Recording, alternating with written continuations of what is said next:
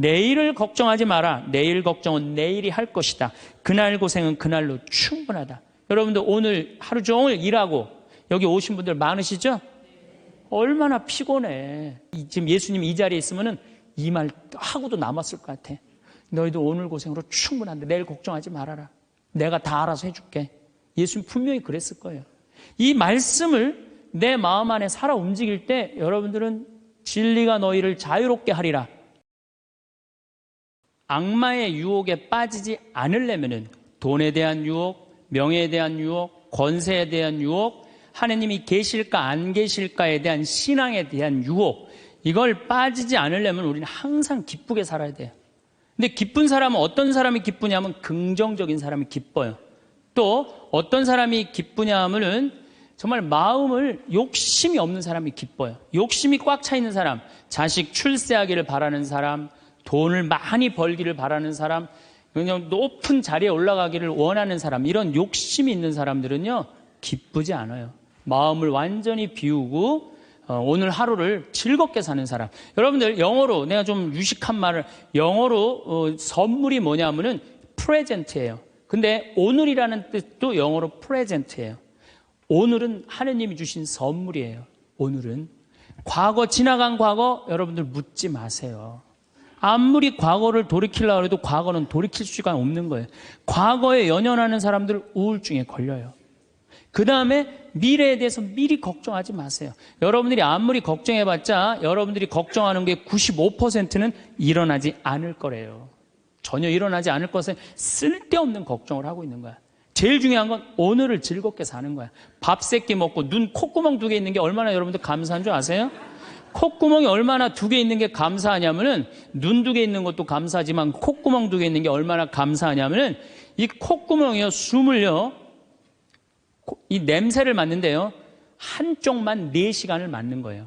그리고 4시간이 딱 지나고 나면 한쪽이 교대를 해요. 반대쪽이 냄새를 맡는 거예요. 만약에 김치찌개 동시에 2 콧구멍으로 다 맡으면 기절해.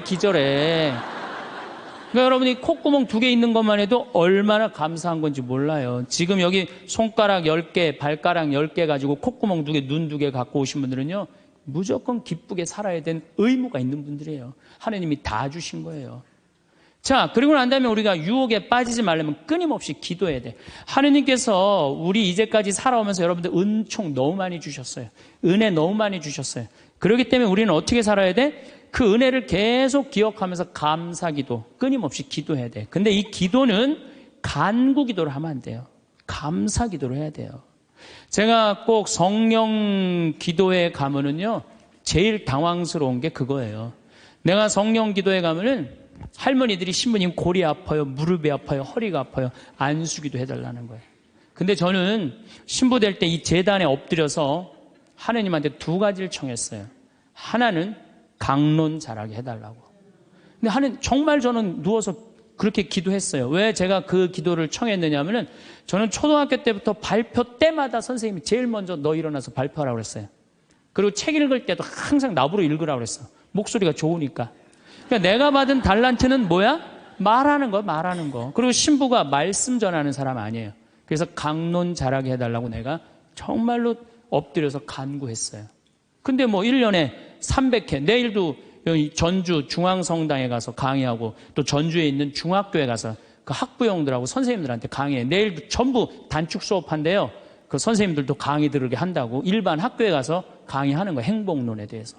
그러니까 1년에 한 300회 정도 초청 강연 다니니까 이거 소원 들어주셨어요. 난 너무너무 감사해요. 또 내가 글 잘 쓰게 해달라고. 이제까지 책 3권 썼는데 요즘 쓴 거 사는 맛, 사는 멋. 이거 정말로 많은 분들이 행복하다고 참 전화가 많이 와요. 독자들한테. 아니, 나 이 2가지 다 받았어요. 나는 더 이상 하느님한테 원하는 거 없어요. 하느님은요, 각자의 달란트가 다 달라요. 그리고 그냥 집 잘 짓는 신부님들, 또 우리 그냥 전 신부님, 내가 보기엔 사목 너무너무 잘하세요. 그러니까 그 감히 못하는 15년이 지나서 엄두도 못 냈던 저 땅을 사죠. 아무나 사는 게 아니에요. 교우가 일치가 되기 때문에 그게 가능한 거죠. 그 다 달란트가 달라요. 근데 내가 받은 달란트는 강론자라고 글 잘 쓰는 거야. 나는 치유의 은사를 받지 않았어요. 근데 그냥 갈 때마다 그냥 내가 그냥 성령 기도에 갈 때마다 그냥 그것도 70, 80 그냥 아니 70, 80 썼으면요 골 아파요 당연히요. 아 무릎 아프고 허리 아파요 당연히. 아 그걸 그냥 와갖고 하느님이 그냥 신부님이 그냥 허리 아프니까 그냥 안수 좀 해달라고 그러면 그 나요 80년 동안 쓴 거를. 그럼 난 또 착하니까 해주긴 해줘요. 할머니 머리에 손을 얹고 아니 뭐 치유의 은사는 없으니까 머리에 손을 얹고 뭐라고 기도하냐면은 하느님 이 할머니 골이 아프답니다. 그런데 눌러줘요. 그런데 저는 치유의 은사가 없는 게 확실해요. 우리 오홍진 신부님은 정말로 이 안수의 능력이 있으신 것 같아. 이쪽 쓰러진다, 이쪽 100명 막 쓰러지고 막 이쪽 쓰러진다. 2층 젊었을 땐 2층 쓰러졌는데 2층 막 쓰러지고 그랬대요 정말로. 근데 나는 그렇게 20년 동안 안수 기도를 했는데 쓰러진 사람이 한 명도 없어요. 아이 정말이에요 정말. 쓰러진 사람 한 명도 없어요. 그리고 내가 안수 기도를 하면 누르면 내가 느껴요. 내 손에서 아무것도 안 나가는 게 느껴요. 누르고 있으면 뭐가 나와야지 눌러줄 거 아니야. 뭐가 나와야지. 그래서 내가 3년 전부터 안수기도를 안 하는 거예요. 왜 안 하느냐면은 아무것도 안 나오는데 누르고 있는 나도 한심하고 또 아무것도 안 나오는데 머리 디미는 교우들도 불쌍하고. 그러니까 서로 편안하자 이거예요. 내가 내일 모레 대전 대화동 성당에 강의를 가는데 신부님이 너무 고맙더라고. 아주 목소리가 나 아직 얼굴을 못 뵀는데 신부님이 그러더라고. 저녁에 강의 끝나고 이제 여기는 내가 미사를 하고 강의를 시작했지만 거기는 강의가 끝나고 미사를 봉헌한대요. 그리고 안수기도가 있대요. 근데 신부님이 너무 고맙게 날 아시는 것 같아. 안수는 당신이 하겠다고. 고맙다고 그랬어요. 어쨌든 하여튼 제가 재작년에 2009년에 미국 북동부 성령 대회가 있어요. 근데 여러분들 참 미국 교우들이 참 열심히 해요. 특히 성령대회는요, 한국의 성령대회하고 분위기가 틀려요. 정말로 열심히 해요.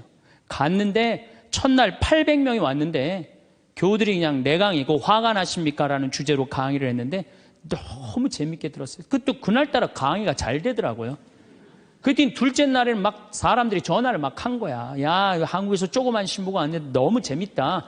그래갖고 둘째 날은 1200명이 늘은 거예요. 그런데 성령대 19년 활동한 늘어난 적이 처음이라는 거예요. 그런데 점점 나는 불안한 거예요. 점점 성령대 하이라이트를 향해서 가는 거야. 성령대 하이라이트는 뭐냐면 치유의 안수의 절이야. 점점 불안한 거예요 이거. 아니 내 손에서는 아무것도 안 나오는데 이제 아무 능력 없는 거 탈로가 나게 생긴 거야. 그런데 그때 같이 갔던 신부님이 청주교구 박효철 베네딕토 신부님이라고 있으세요. 전국 성령 지도 신부님이세요. 근데 그분은 내가 뵈니까 치유의 은사가 있어요. 그러니까 나는 말씀의 은사가 있지만 그분은 치유 은사가 분명히 있는 분이야. 그래서 나한테 오지 말고 박신부님한테 가라. 그것도 나하고 본명도 같아. 베네딕토 박신부님한테 가라. 그리고 난 도망갔어요 사실은. 그런데 그 예절을 저 강당 뒤에서 보는데요, 정말 은혜롭더라고요. 나는 죽었다 깨어나도 그렇게 못해요. 근데 그때 200명이 났어요. 정말로 내가 다음에 갔는데도 그때 치유됐다는 사람 너무 많이 만났어요. 그건 하느님의 성령 특별한 은혜가 있었던 거지. 그래갖고 이제 박 신부님 덕분에 내가 잘 마치고 이제 한국에 이제 돌아왔어요. 2010년이 됐는데 미국 북동부 성령대에서 또 전화가 왔어요. 올해 또 와달라는 거예요. 내가 화를 냈어요. 왜 자꾸 날 부르느냐.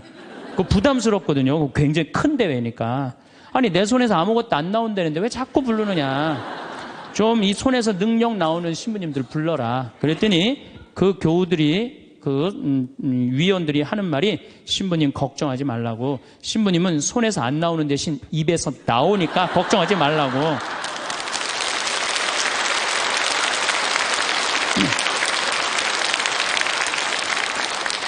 아 그러느냐?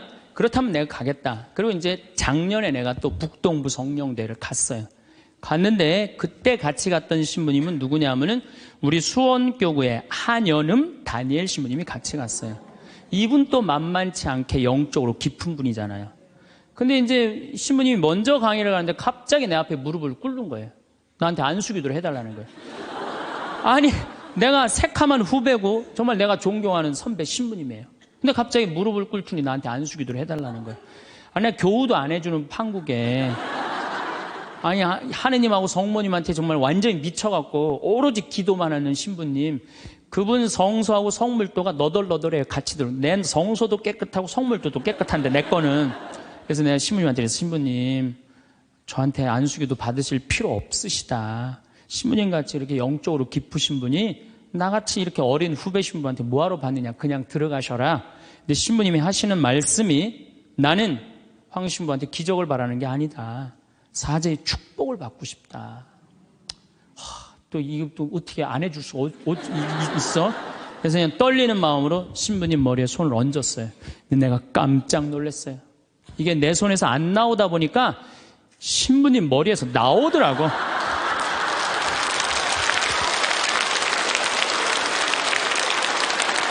아니, 정말로 성령의 기운이 느껴지는 거예요. 정말로. 이야, 이러는 수도 있구나. 이게 내가 안 나오면 머리에서 나오는 수도 있구나. 하지만은 우리가 하느님을요, 골 아프면 골 고쳐주고, 머리 아프면 머리 고쳐주고, 무릎 아프면 무릎 고쳐주고, 허리 아프면 허리 고쳐주는 분이 아니에요. 하느님은요, 찬양 받으실 분이에요. 하느님은 영광 받으실 분이에요. 하느님 우리 심부름꾼 아니에요.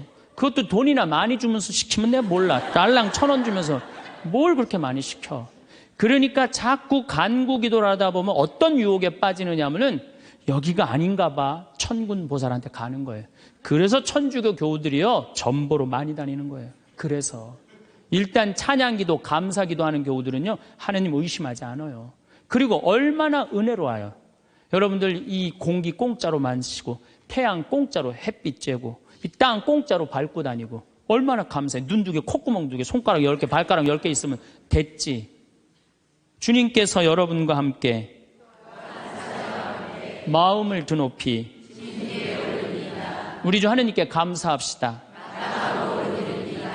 말로는 맨날 마땅하고 옳은 일이래. 말로는 감사기도를 해야 된다는 거예요. 미사 내용 전체가 뭐냐면 감사기도예요. 감사기도.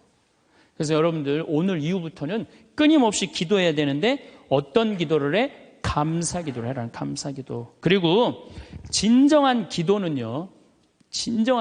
어떤 게 진정한 기도냐면은, 저도 그런 기도를 많이 드려요. 하느님, 내가 당신의 나라를 위해서, 당신의 하늘나라를 위해서, 당신의 정의를 위해서 내가 무슨 일을 했으면 좋겠습니까? 나를 어떻게 당신이 쓰실 생각을 갖고 있습니까? 이렇게 물어볼 때 하느님의 뜻을 헤아릴 수가 있는 거예요. 그러니까 성당에는 하느님 뜻을 실천하려고 나오는 거지, 하느님이 내 뜻을 실천하라고 성당에 나오는 게 절대 아니다. 근데 우리 많은 교우들은 그걸 착각하고 있는 거예요. 예수님도 마태오복음 그 산상설교의 5장, 6장, 7장에 뭐라고 그러셨어요? 주의 기도를 가르쳐 달라고 그러니까 뭐라고 그랬어요? 너희들은 기도할 때 많은 말 하지 말아라. 하늘에 계신 우리 아버지 이름이 거룩히 빛나시며 아버지의 나라가 오시며 아버지의 뜻이 뭐라고 그래요? 하늘에서와 같이 땅에서도 이루어지소서. 그렇게 기도하라고 그랬잖아요. 근데 우리는 그냥 성당에 나와서 계속 내 뜻만 계속 어필하는 거예요. 더욱이 여러분들 예수님하고 친해요, 안 친해요? 친하지도 않으면서 그냥 계속 이것이 해줘라. 여러분들 이 생각 해봐요. 정말 친한 친구가 와서 부탁하면은 들어줘요, 안 들어줘요? 힘들어도 들어줘요. 내가 좀 고통스럽더라도 그걸 나눠줘요. 생전 본 적도 없는 친구가 와서 딱 오더니 1,000원 주더니, 야, 내가 정말로 필요한 게 있는데 나 좀 도와줘라. 도와주고 싶어요, 안 도와주고 싶어요? 도와주고 싶지가 않다는 거예요. 그래서 여러분들 기도는 뭐냐면 일단은 예수님하고 친구 되기 위해 하는 거예요. 예수님하고 대화하는 거예요. 대화를 해서, 예수님, 당신이라면은 이 땅을 사겠습니까? 안 사겠습니까? 당신이라면은 지금은 무슨 요즘 그 제2금융권 막 이자 막 100%, 200%, 막 1000% 하는 사람들 있잖아요. 내가 만약에 예수님이랑 과연 그런 걸 할까? 그 사람도 얼마나 고통스러운데. 내가 예수님이라면은 내 아이를 어떻게 키울까? 내가 예수님이라면은 내 남편한테 어떻게 할까? 내가 예수님이라면 아내한테 어떻게 할까? 내 아내한테 어떻게 할까? 이걸 물어보려고 기도하는 거예요. 그래서 기도라는 것은 간구 기도가 기도가 아니야. 그래서 난 묵주기도, 구일기도 보면 딱 지향 하나 두고 그냥 기립다 기도하는데 난 정말로 마음이 아파요. 묵주기도는 저는 요즘 묵주기도 드릴 때 오늘도 내가 묵주기도 5단을 바치면서 연옥에 있는 영혼들 구원해달라고 기도했어요. 왜냐하면 성모님이요 그렇게 기도하라고 그랬거든요. 우리 그냥 계속 연옥을 위한 기도, 그 다음에 뭐 터키에서 지금 고통받는 사람들, 뭐 이런 정말 죄인들, 이런 사람들은 생전 기도하지 않고 그냥 대학 입시, 그냥 뭐 수능 잘 보게 해주고, 그냥 당 팔리게 해주고, 애 생기고 해주고, 이런 기도는 자꾸 하느님하고 멀어질 수도 있다는 얘기예요. 그걸 다 들어주지 않으세요, 하느님이. 어떻게 다 들어줘요? 내가 할 일이 있는 거지. 또 기도는 예수님의 말씀을 음미할 때 기도가 즐거워요.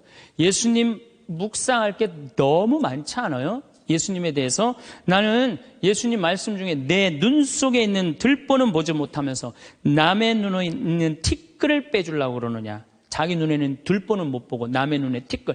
이거 내가 살아오면서 나도 그렇겠지만은 정말로 많이 봐요, 우리가. 그래서 나의 잘못, 나의 험, 나의 약점, 이거를 항상 볼 수 있도록 노력해야 되는데 우린 그런 걸 안 해요. 예수님 말씀 틀린 말 하나도 없어요. 사람이 안식을 위해서 있는 것이 아니라 안식일이 사람을 위해서 있는 것이다. 이것도 얼마나 멋있어요. 뭔가 예수님이 과연 어떤 의미에서 이런 말씀을 했는가. 참 묵상할 거리가 너무 많죠. 또 너희들 무엇을 먹을까, 무엇을 입을까, 무엇을 마실까 걱정하지 말아라. 하늘에 나는 새도 다 먹여줄 거다. 그리고 내일을 걱정하지 마라. 내일 걱정은 내일이 할 것이다. 그날 고생은 그날로 충분하다. 여러분들 오늘 하루 종일 일하고 여기 오신 분들 많으시죠? 얼마나 피곤해. 가서 씻고 누워서 그냥 쉬고 싶은데 여기까지 온 분 예수님, 내가 지금 예수님 이 자리에 있으면은 이 말 하고도 남았을 것 같아. 너희도 오늘 고생으로 충분한데 내일 걱정하지 말아라. 내가 다 알아서 해줄게. 예수님 분명히 그랬을 거예요. 이 말씀을 내 마음 안에 살아 움직일 때 여러분들은 진리가 너희를 자유롭게 하리라 처럼 정말로 자유롭게 살 수 있어. 근데 예수님 말씀이 하나도 없어. 그냥 성서 하나 붙잡고 하루 종일 묵상해 본 적도 없고 일주일 내내 묵상해 본 적도 없어. 그냥 성서를 읽은 적도 없어. 그러면은 여러분들은 기도가 어려운 거예요. 점점 기도하는 방법을 잃어버리는 거예요. 고생하며 무거운 짐을 진 너희는 모두 나에게 오라. 내가 너희에게 안식을 주겠다. 얼마나 내 멍에는 가볍다. 얼마나 좋아요. 예수님 말씀을 가만히 묵상해 보면은요, 다 위로의 말이야. 내가 너를 너무 사랑하니까 걱정하지 마라. 내가 있는데 뭐가 그렇게 걱정이 많으냐. 전부 그런 내용이에요. 함께 하겠다. 내가 너희와 함께 하겠다. 나는 너를 이제 종이라 부르지 않고 뭐라고 부르겠다? 벗이라고 부르겠다. 예수님 행하신 행적을 봐요. 가난한 사람, 팔 하나 없는 사람, 눈 먼 사람, 귀 먼 사람, 나병으로 고생하는 사람, 또 죄 속에 있는 죄녀, 창녀, 가늠한 여인, 이 세상에 오셔서 그런 버림받고 고통받는 이들 속에서 사시다 가셨잖아요. 그분 삶을 가만히 이렇게 드라마를 보듯이 쫙 보면은 이거 끊임없이 기도할 수 있어요. 해도 끝이 없어. 예수님의 삶을 묵상한다는 게. 그러면은 그 안에서 예수님과 하나 되면은요, 그 다음 단계, 더 높은 단계의 기도를 할 수 있어요. 근데 맨날 이거 달라, 저거 달라, 요거 해달라, 저거 해달라 그러면요, 그 사람은 깊이 신앙생활을 할 수가 없어요. 그럴 것 같아요? 안 그럴 것 같아요? 그렇죠? 그러니까 오늘 이후부터는 간구기도 하지 마세요. 이미 너희들 필요한 거 하느님 아버지가 이미 알고 있다. 그러시지 않으셨어요? 예수님이 그러셨거든요. 예수님 말씀은 되씹으면 되씹을수록 깊은 맛이 나요. 그래서 기도라는 건 뭐냐면 영적인 하느님을 느끼는 거예요. 영적인 하느님을 느끼는 거. 자, 우리가 기도가 구송 기도가 있다고 그러죠? 그 다음에 무슨 기도가 있어? 묵상 기도가 있죠? 그 다음에 무슨 기도가 있냐면 관상 기도가 있어. 관상 기도. 그 다음에 이제 어려운 단계로 넘어가면 일치의 기도가 있어요. 그게 무슨 기도냐면은 성당에 앉아서 하느님을 느끼는 거예요. 온 우주에 시편 19편 그 말도 소리도 비록 이야기 없어도 온 세상으로 퍼져나간다는 하느님을 느끼는 거야. 그러면은 성당에 1시간 앉아 있어도 1분 지나가는 것처럼 후딱 지나가요. 어떨 때는 3시간도 후딱 지나가요. 하느님을 느끼는 거냐. 말씀이 이제 넘어서서는 온 우주에 꽉 차 있는 하느님을 느끼는, 살아있는 현존하시는 하느님을 느끼는 거야. 그런 하느님을 느끼다 보면은 이제 성인들이 이제 그 다음에는 어느 단계로 가요? 탈원 상태 가는 거. 온전히 하느님을 느끼는, 희열을 느끼는 거죠. 세상 아무것도 필요 없어. 돈도 명예도 권세도 아무것도 필요 없어. 근데 하느님만 내 안에 살아있다면 모든 게 행복한 거야. 그래서 끊임없이 기도하면은 악마의 유혹에 넘어가지 않는다는 거예요. 그래서 여러분들은 이제 제가 제일 걱정인 게 50살 되신 분들 60년 남았어요. 아니 어제 발표 나왔잖아요. 2040년에 평균 연령이 몇 세라고? 90살이에요. 그럼 여러분들 지금 50살 되신 분들 2040년이면 몇 살이냐 하면은 80살이에요. 80살이면 그때 가면은 또 늘어날 것 같아요? 안 늘어날 것 같아요? 또 늘어나요. 그래서 110살이에요. 그러면은 남은 60년 동안 내가 영적인 인간으로 살 거냐, 육적인 인간으로 살 거냐, 늙어서 어떻게 할 거야? 힘도 없는데 기도라도 열심히 해야지. 그래서 제일 좋은 기도는 뭐냐면은 제가 여러분들한테 청하는 건 뭐냐면은 기도 공동체 단위라는 거예요.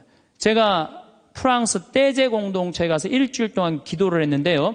3,000명씩 와요. 일주일에. 월요일부터 주일날 전심 때까지 모여서 아침 기도, 낮 기도, 저녁 기도, 그 다음에 미사. 똑같아 일주일 내내. 그런데 성당에 다니든 안 다니든 3,000명. 많이 올 땐 여름엔 3만 명이 와요. 근데 우리나라는 아직 그런 데가 없어. 일주일 내내 모여서 기도하는 데가 없어. 그래서 내가 이제 평창을, 그래서 토요일 날 저녁에는 또 우리 부관장 신부님이 너무 노래를 예쁘게 잘해. 그래서 이제 떼제 기도를 시작을 했어요. 그래서 이제 기도하는 그런 공동체를 만들어서 여러분들도 삶에 지쳤을 때 와서 일주일 동안, 60살쯤 돼갖고 일주일 정도 와서 기도하고 가면 얼마나 좋겠어요. 그렇죠? 그러니까 그런 공동체를 많이 믿는 사람들이라면 찾아다니라는 거예요. 영적인 세상을 위해서 시간을 투자하고 마음을 투자하라는 거죠. 그래서 신부님 끊임없이 기도하는데 제일 좋은 게 뭡니까? 미사 참여예요. 첫 번째 좋은 건 미사 참여. 미사 참여 1년 내내 평일 미사 다니시는 분들은요, 말할 수 없는 마음 안에 기쁨이 있어요. 1년 내내 미사 안 빠지시는 분들 제가 말씀드리는 건 무슨 말인지 아시죠? 그 시간이 얼마나 좋아. 조용하고 이 성당 안이 얼마나 세상하고 완전히 단절된 거 아니야. 그 시간만은. 그리고 예수님하고 하나 되는 시간이잖아요. 그래서 아무리 힘들어도 직장 끝나고 난 다음에 가방 들고 와서 미사 참여하고 가는 사람들, 이 사람들은 제일 행복한 사람들이에요. 그래서 미사야말로 가장 완벽한 기도다. 그래서 여러분들 주일 미사 말할 것도 없고 평일 미사 시간 내서 오시면요, 하느님께서 이끌어 주셔요. 그 다음에 두 번째, 끊임없이 기도하는 방법 중에 하나는 성서 읽는 거야. 제 경험에 의하면은 구약 성서부터 신약 성서 끝까지, 처음부터 끝까지 완전히 정독 5번만 하면은요, 이 세상 사는 길이 보여요. 하느님의 섭리가, 역사하심이 보여요. 그리고 어떻게 살아야 되는지 정말 마음에 진리가 흘러 넘쳐요. 그래서 성서를 읽어라. 성서를 정독을 해라. 성서 안에는 보물이 꽉 차 있어요. 그래서 성서를 적어도 5번 정도 정독을 해라. 5번. 자, 그 다음에 5번 정독을 했으면 그 다음에 할 일이 있어요. 기도 중에 정말 좋은 기도는 성지순례. 성지순례. 제가 지금 성지순례를 2년에 한 번씩 매년 정기적으로 가요. 그런데 예루살렘에 가보니까요, 예수님의 발자국이 느껴져요. 예루살렘에 가보니까. 그리고 갈릴레아 가보니까 물고기가 밤에 얼마나 튀는지, 예수님이 밤새 제자들이 물고기 잡는 거 보면서 물고기 저쪽에서 튀는데 이쪽에서 막 한 것 같아 보니까 그냥 예수님이 그 2000년 전에 행하셨던 말씀, 그게 다 살아 움직이는 거예요. 이집트에 가갖고 출애굽 경로를 밟아서 시나이산 꼭대기, 모세가 십계 받으러 갔는데 올라가 보고 예루살렘에 내가 들어갈 때 이스라엘 백성이 얼마나 기뻤을까 느껴져요.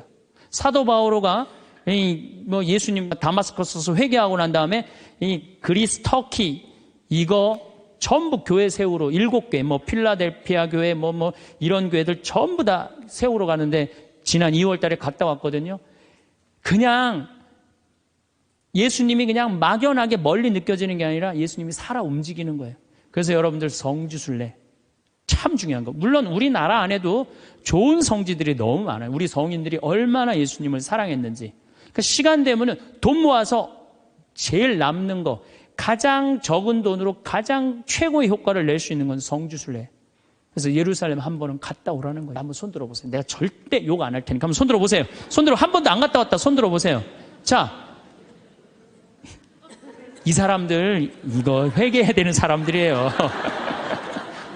자, 여러분들 이 세상에 한 번 오셨어. 내가 하느님을 믿어. 하느님을 믿는데 예수님이 활동하고 가시는데 한 번 좀 가보고 싶지 않아요? 그럼 지금부터 개 모으세요.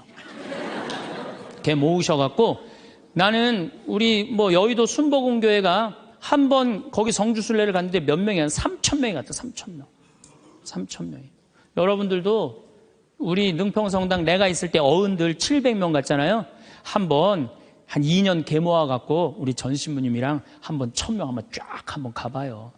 그럼 아마 일생 일대 너무 은혜를 많이 받을 거예요. 그 은혜는 마치 이스라엘 백성이 에집트를 뭐 200만 명이 뭐 200명 그건 뻥이겠지만은 어쨌든 하여튼 가듯이 그런 뜨거움을 아마 느끼실 거예요. 저는 그래서 우리가 끊임없이 기도하는데 정말 좋은 거는 성지순례다. 돈 모아서 성지순례 가라. 다시 한번 말씀드리지만 재물은 쓴 것만 재물이에요. 쓴 것만 내 재물이에요. 제가 지난번에 산호세 강의를 갔는데 나를 비행장에 데려다 준 자매가 하나 있어요. 친구가 5억을 떼어먹고 갔대요. 재산이 싹 날아갔대요. 근데 유일하게 자기가 아깝지 않았던 거, 성지순례 간 것만 아깝지 않더래요. 그거 갔다 오기를 얼마나 잘했는지 성지순례 때마다 갔다 온 게 그것만 자기 마음 안에 살아 움직이더래요.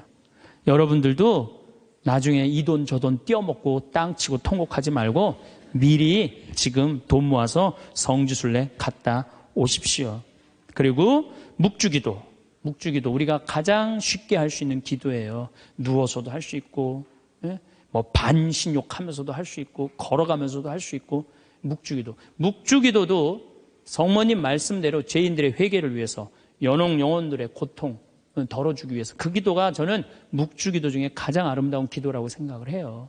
그래서 우리의 기도를 불쌍한 영혼들이 많이 기다리고 있으니까 그런 지향을 두고 그냥 수능 잘 보게 해주고 애 생기게 해주고 월세 나가게 해주고 땅 팔리게 해주고 그런 기도하지 마시고 이렇게 끊임없이 기도하는 사람은요 악마의 유혹에 빠질 시간이 있겠어요 없겠어요? 당연히 없어요. 당연히. 자, 그 다음에 어떤 처지에서든 감사하여라. 감사하는 사람 또 유혹에 안 빠져요. 여러분들 북한에서 안 태어나고 남한에서 태어난 거 감사해요 안 감사해요? 북한은요 정말로 굶어 죽어요. 굶어 죽어요. 평양 근교만 빼놓고 나머지는 다 굶어 죽는다고 보시면 돼요. 이제 겨울이 시작되면은요 이 사람들 뗄감이 없어요. 석유 석탄이 없기 때문에 자꾸 산에 나무 잘라다가 또 해요. 그리고 어떤 집은 작년에는요 그 뗄감조차도 없어서 밥도 못 해갖고 그대로 얼어 죽은 사람들도 많다는 거예요.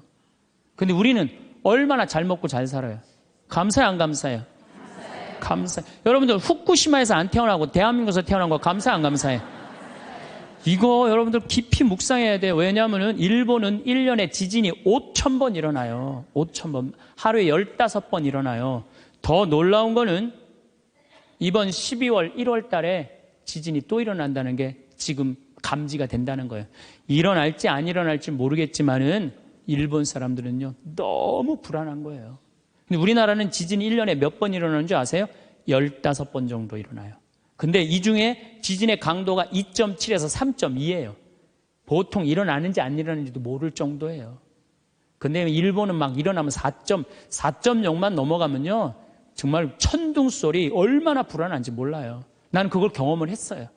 지진이라는 게 무시무시해요. 근데 우리는 아무런 그런 게 없이 살잖아요. 근데 우리는 얼마나 행복한 나라에서 살아. 그런데 왜 자살률이 세계 1위냔 말이야. 국민들이 욕심이 많아서 욕심이. 이유는 딱 한 가지예요. 욕심이 너무 많아요. 대한민국 사람들 이 정도면 잘 사는데 왜 이렇게 욕심이 많은지 모르겠어요. 여러분들 그 한국처럼 잘 먹고 잘 사는 나라가 없어요. 여러분들 이탈리아라는 나라 잘 살아 못 살아요? 잘 살죠? 그런데 이탈리아가 우리나라가 경제력은 세계 13위지만은 소비 지수는 7위예요. 7위. 정말 잘 먹고 잘 사는 나라가 우리예요. 내가 뭐 예전에 방송에도 한번 말씀드렸지만 우리나라 갈비집에 가보면요. 진짜 잘 먹어요. 갈비 막 먹으러 가면은요. 막 이렇게 한 상 반찬 나와요. 그냥 그 계란찜, 그 다음에 무슨 뭐 단호박 삶은 거, 메추리알, 뭐 그 다음에 무슨 뭐 사라다, 무슨 야채 사라다, 국물 김치, 뭐 별게 다 나와요. 그 다음에 파랑 국수 말아서 나와요. 그리고 4명이 하면 4인분 시켜요. 4인분 시키면 그냥 배가 빵빵해. 한국 사람들은 배 빵빵하면 안 돼. 갈비집에 가고 배 터질 때까지 먹어야 돼. 그냥 2인분 더 시켜요. 더 시켜서 먹고 난 다음에 그래도 우린 분이 안 풀려. 그냥 아줌마가 하나 쓱 나와서 이렇게 물어봐요. 냉면을 먹을래? 된장찌개를 먹을래? 그냥 그거 먹고 커피 공짜로 먹는 나라가 어디 있어요? 잘 먹어요. 횟집도 마찬가지예요. 횟집도 일본에 가고 내가 회 정식 시켰는데 회가 딱 2점 나왔어요. 이게 맛백인가 보다 그러고 홀딱 먹었어요. 아무리 기다려도 회가 안 나와요. 왜 안 나오냐니까 그게 다라는 거예요. 우리나라는 횟집에 가면 뭐부터 나와요? 씻기다시 나오죠? 개불, 멍게, 해삼, 전복, 낙지, 꽁치 소금에 구운 거, 미역국, 조개탕, 별게 다 나와요. 그리고 그냥 또 회가 나오면 그냥 한 50점 나와요. 배는 꽉 찼는데 50점이 또 나와. 어떻게? 먹는 방법이 있어요. 상추에다가 회를 올려요. 그 다음에 마늘하고 고추하고 된장을 찍어갖고 상추를 동그랗게 말아요. 그 다음에 목구멍으로 밀어 넣는 거예요. 보면 계속 목구멍까지 찼어. 그래도 분이 안 풀려. 어떻게 하느냐면은 매운탕 또 시켜 밥 한 그릇 또 해갖고. 그런데도 왜 자살률이 세계 1위냔 말이에요. 왜 15,400명이 죽냔 말이에요. 1년에 하루에 42명씩 자살을 하냔 말이에요. 왜? 1시간에 2명씩 지금 뛰어내려서 죽고 있어요. 우리나라에. 욕심이 너무 많아서 그래요. 이 정도면 잘 살지 않아요? 이 정도면 잘 살지 않아요? 여러분들 우리 여기 할머니들 1959년에 우리나라가 UN 120개 국가 중에 GNP가 몇 위였느냐면 119위였어요. 1959년에. 꼴등이야, 꼴등. 그때는 정말로 똥구멍이 찢어지게 가난하게 살았어요. 똥구멍이. 다시 한번 똥구멍 찢어지는 거 얘기해 드릴게요. 9월에 추수하면 2월에 먹을 게 떨어져요. 보리는 5월에 피는데. 그러면 그냥 무슨 칡해서 먹고 쑥해서 먹고 그것도 안 되면 4월 달에 소나무 속껍질 벗겨요. 햇빛에 말려갖고 갈아갖고 쌀은 요만큼 소나무 껍질은 이만큼. 그러니까 밥을 져서 먹으면 등짝에 붙었던 배가 쑥 나와요. 얼마나 좋아. 근데 문제는 이 섬유질은 소화가 안 돼요. 수분만 빠지고 다시 딱딱하게 대장에 가서 돌덩어리가 되는 거야. 똥을 넣으면 부드러운 똥이 나오는 게 아니야. 이 돌덩어리가 나오는 거야. 그러니까 이 돌덩어리를 빼내니 집집마다 뒷간에서 똥구멍 찢어지는 소리가 그냥 이 집 저 집에서 막 나는. 그게 1959년에 있었던 일이에요. 1959. 그런데 불과 60년 만에 이렇게 잘 살 수가 없어요. 이렇게 잘 살 수가 없어요. 여러분들 저는 요즘 그리스 보면서요.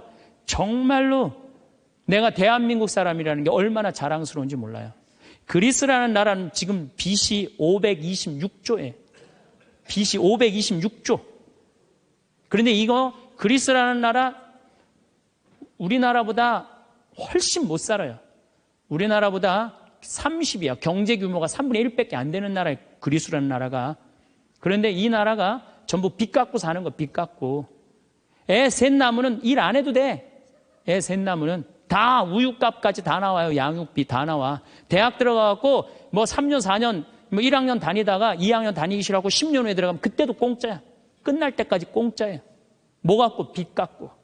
그래갖고 좀 이제 이 빚이 이렇게 나라 빚이 많으니 허리띠 좀 졸라 매자 그랬더니 내 연금은 못 깎는다. 맨날 데모하는 거예요. 그 다음에 막 정부 기관에 그냥 저기 막 전기 끊고.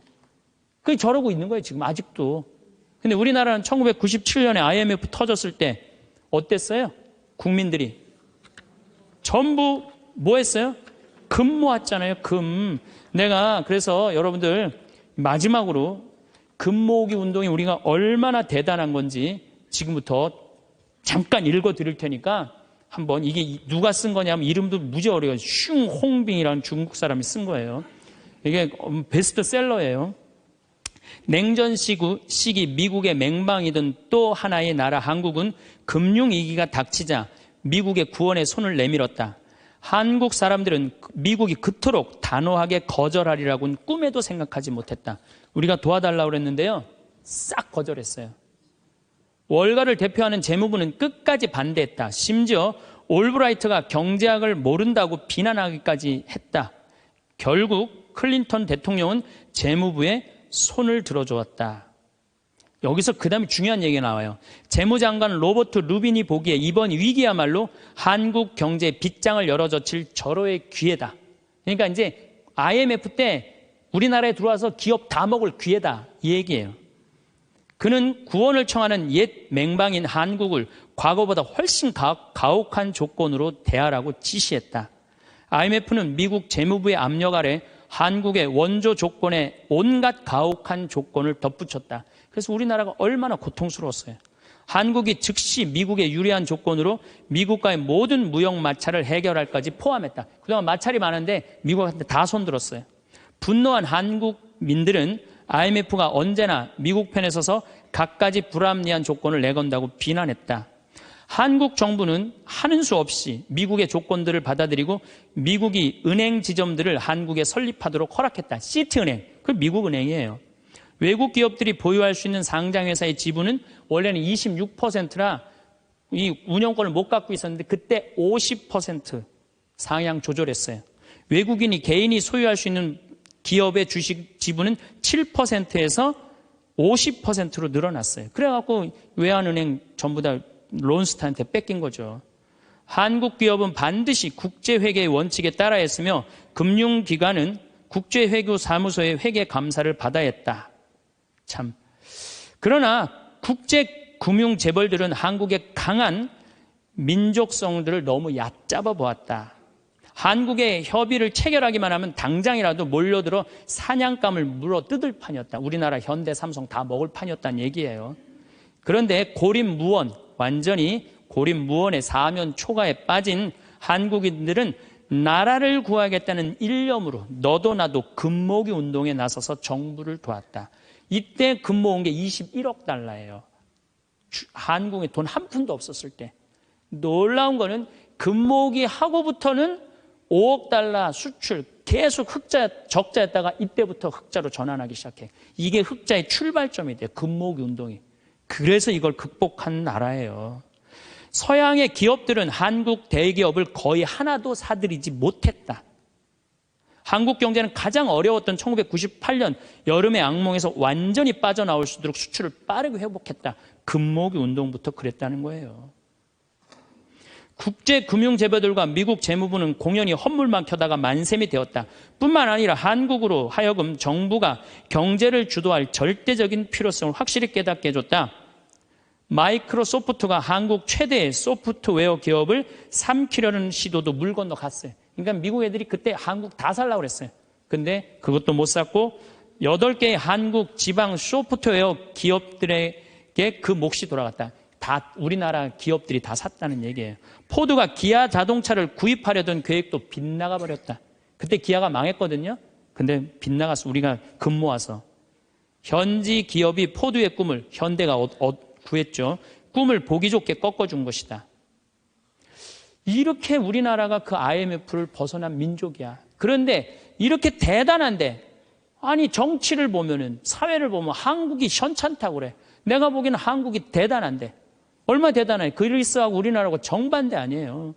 그래서 이 IMF를 넘어서서 지금 이렇게 우리가 전 세계가 지금 금융위기를 겪고 있잖아요. 지금 그리스, 이탈리아, 스페인, 프랑스 다 무너지고 있잖아요. 근데 우리나라는 아직도 경쟁력이 있다는 거예요. 이렇게 대단한 사람들이 모여 살아갖고 우리나라 이름이 대한민국이에요. 아니 그럼 이렇게 기가 막힌 나라에 살면서 국민들이 감사해야 될 거 아니야. 감사는 온데간데 없고 원망, 비난 맨날 이런 것만 있어요. 그러니까 국민들이 안 행복한 거야. 그래서 나는 사도 바오로가 항상 기뻐하라. 끊임없이 기도하여라. 어떤 처지에서든 감사하라. 이것이 우리 주 예수 그리스도를 통하여 드러내신 하느님 아버지의 뜻이다. 그러니까 여러분들 신앙생활하는 사람은요, 어떻게 해야 돼? 항상 기뻐하고 끊임없이 기도하고 어떤 처지에서든 감사해야 되는데 대한민국 처지는 괜찮다. 나머지 왜 괜찮은지는 다음 시간에 제가 또 이어서 강의를 하도록 하겠습니다. 감사합니다. 황창연신부님 명강에 잘 보셨나요? 오늘 행복특강 중 일어나지도 않은 일들에 대한 걱정을 말씀을 해주셨는데요. 오늘을 기쁨이 흘러넘치게 잘 보내라. 오늘 감사히 잘 보내라는 뜻을 담은 다양한 철학자, 종교, 지도자, 심리학자들의 이야기도 좋아서 몇몇 주요 학자들과 그들의 명언 공유드려요. 잭 켄트필드 내일에 대한 최고의 준비는 오늘 최선을 다하는 것이다. 아지드 칼리드 내일 걱정을 오늘의 행복을 망치는 도구로 사용하지 마라. 윌리엄 오슬러 내일의 걱정을 오늘의 일에 끌어들이지 마라. 오늘 해야 할 일을 할 뿐이다. 벤저민 프랭클린 미래를 걱정하지 말고 현재를 살아라. 마하트마 간디 어제는 지나갔고 내일은 아직 오지 않았다. 우리는 오늘을 살고 있다. 존 우든 내일은 두려워할 필요가 없다. 어제는 이미 없고 오늘은 우리가 가진 전부이다. 코리 텐 붐 내일에 대한 걱정은 오늘의 힘을 빼앗아 간다. 마하트마 간디 미래는 우리가 지금 무엇을 하는가에 달려있다. 조지 맥도날드 내일의 문제를 내일 해결하라. 오늘은 오늘의 일에 충실하라. 랄프 월도 에머슨 걱정은 우리의 행복을 해치는 가장 큰 도둑이다. 오늘을 온전히 살아라. 이 명언들이 조금이나마 마음의 평안을 찾는 데 도움이 되길 바랍니다. 오늘도 평온히 함께 감사합니다.